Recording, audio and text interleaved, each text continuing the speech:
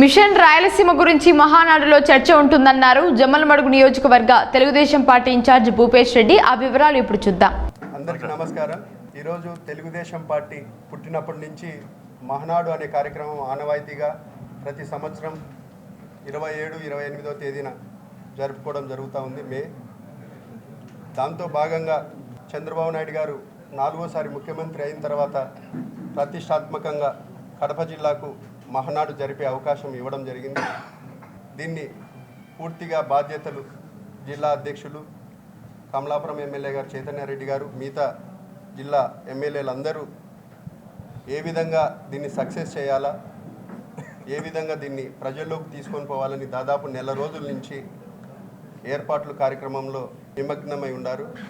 దాంతో భాగంగా ఈరోజు మహానాడు రాయలసీమలో కడప జిల్లాలో జరగడం, మిషన్ రాయలసీమ అని నారా లోకేష్ బాబు గారు యువగలం పాదయాత్రలో మిషన్ రాయలసీమ అనే ఒక కార్యక్రమాన్ని తీసుకొని వచ్చి రాయలసీమలోనే ఈసారి మహానాడు తీర్మానాలు దాదాపు 60-70% తీర్మానాలు రాయలసీమకు ఉపయోగపడే విధంగా కొప్పర్తి ఇండస్ట్రియల్ పార్క్ కానీ లేదా జమ్మలమడుగులో జిందాల్ స్టీల్ ప్లాంట్ వాళ్ళు రీస్టార్ట్ చేసి పనులు త్వరగా పూర్తి చేసే విధంగా ఉద్యోగాల అవకాశాలు కల్పించే విధంగా యువతకు ఈ మహానాడు ఉంటుంది.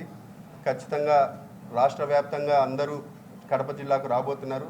వాళ్ళందరికీ ఏర్పాట్లు కానీ లేకపోతే భోజన వసతి కానీ అన్నీ పూర్తిగా మహానాడు కమిటీ దగ్గరుండి నారా లోకేష్ బాబు గారు పర్యవేక్షిస్తున్నారు. ఖచ్చితంగా ఇది సక్సెస్ చేసుకొని మంచి పేరు తెచ్చుకుంటామని కూడా ఈ సందర్భంగా తెలియజేస్తాను. Thank you so much.